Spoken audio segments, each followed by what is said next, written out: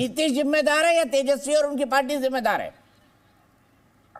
हम तो कह रहे हैं कि सामूहिक, जब सामूहिक हम सरकार में बैठे हैं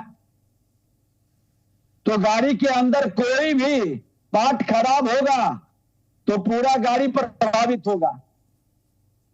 सभी पार्ट पुर्जे को मिला के गाड़ी दौड़ती है ना, और उसमें एक भी पार्ट पुर्जा गड़बड़ा गया तो गाड़ी तो गड़बड़ा जाएगी, गाड़ी ठहर जाएगी। अभी गाड़ी गड़बड़ाई हुई है, नीतीश जी आपके साथ आ जाएंगे, आपकी सरकार बन जाएगी तो गाड़ी ठीक हो जाएगी। मैं ये नहीं कह रहा हूं कि मेरे साथ ठीक हो जाएंगे।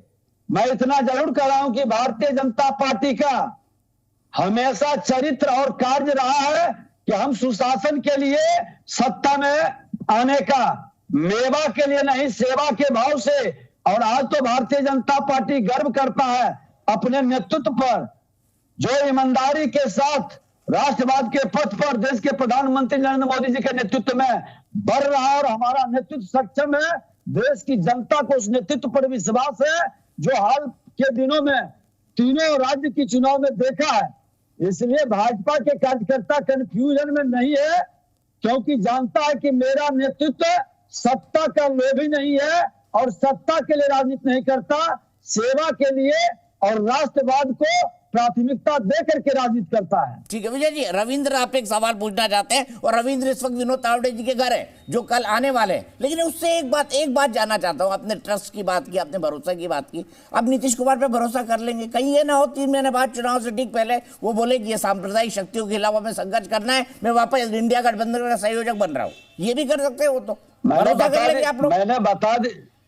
मैं बता चुका हूं कि मेरा सक्षम नेतृत्व का जो निर्णय होता है, भाजपा का कार्यकर्ता अपने नेतृत्व पर विश्वास करता है, क्योंकि वो नेतृत्व सामूहिक नेतृत्व है। बने आप बना लेंगे, नेतृत्व कहता है कि नीतीश कुमार जी मुख्यमंत्री रहेंगे, आप सहजता से स्वीकार कर लेंगे जिसके खिलाफ आप अभी तक? मैं तो बता रहा हूं कि मेरा सक्षम नेतृत्व के निर्णय बड़े ही सोच समझ करके राज्य और राष्ट्र के हित में होता है।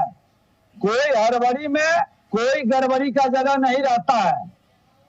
मतलब नीतीश कुमार जी आपके साथ डील हो गई है विजय जी? मैं तो नहीं कह रहा हूं, ये तो आप कह रहे हैं।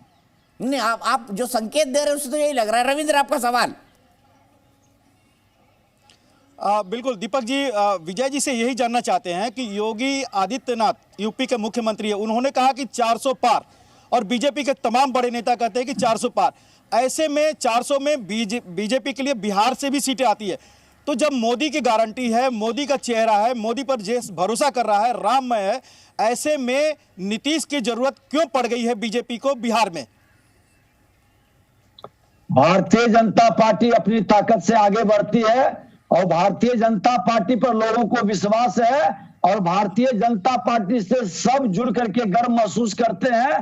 पूरे राष्ट्र के अंदर एक माहौल है, क्योंकि भाजपा है तो पूरी पारदर्शिता के साथ सुशासन स्थापित होता है। मतलब नीतीश कुमार जी की जय हो। आ रहे नीतीश कुमार जी, विजय जी बोल दीजिए ना, इतना बोल ही दीजिए, क्या दिक्कत है? ये तो आप बोल रहे हैं, हमारा नेतृत्व जो बोलेंगे तो पूरा देश सुनता है। हाँ बिल्कुल बिल्कुल सुनेगा। तो बताइए विजय सिन्हा जी, कौन सा मंत्रालय आपका?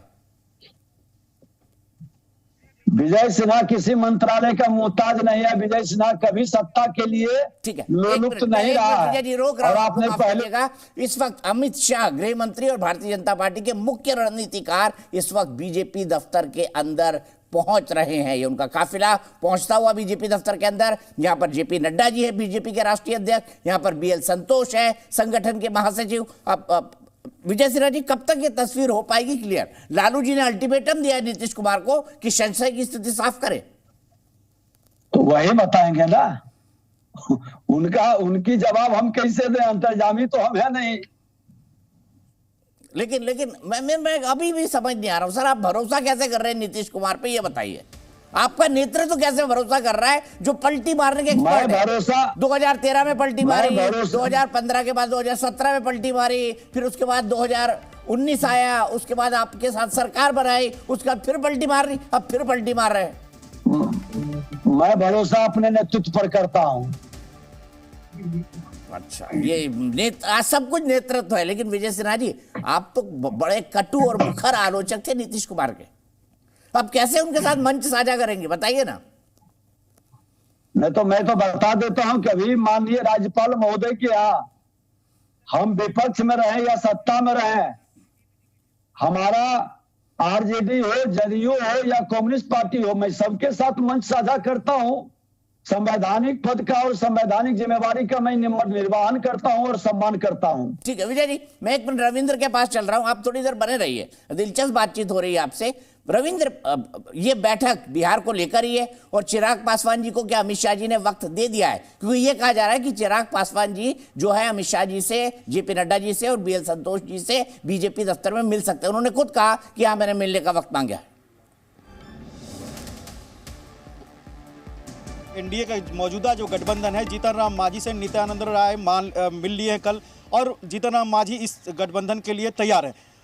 पशुपति पारस उन्होंने भी कहा है कि बीजेपी जो फैसला करे हम तैयार है। उपेंद्र कुशवाहा अपनी नाराजगी दिखा चुके हैं। बीजेपी का मानना है वो चले जाए तो कोई फर्क नहीं पड़ता है, क्योंकि नीतीश के अगर आते हैं तो लव कुश उनके साथ आ जाएगा और सम्राट चौधरी जो हमारा अध्यक्ष है वो कुशवाहा समाज का बीजेपी में एकमात्र नेता बन जाएगा। अब बच गए चिराग पासवान। चिराग पासवान को इस गठबंधन से बहुत ज़्यादा परेशानी नहीं होगी। नीतीश कुमार के साथ 2020 में जो उन्होंने एक 36 का आंकड़ा बनाया था, वो कड़वाहट कैसे दूर हो और ये जो इनकी जो डिमांड रही है बिहार लोकसभा और विधानसभा में, उसको पूर्ति कैसे होगी, उसका आश्वासन मिल जाएगा और चिराग पासवान भी भरोसे में आ जाएंगे। तो ये मुलाकात होगी। चिराग पासवान को बुलाया गया है बीजेपी विस्तार केंद्र में, जहां अमित शाह खुद हैं, वो बात करेंगे चिराग पासवान से। ठीक है। जी न्यूज़।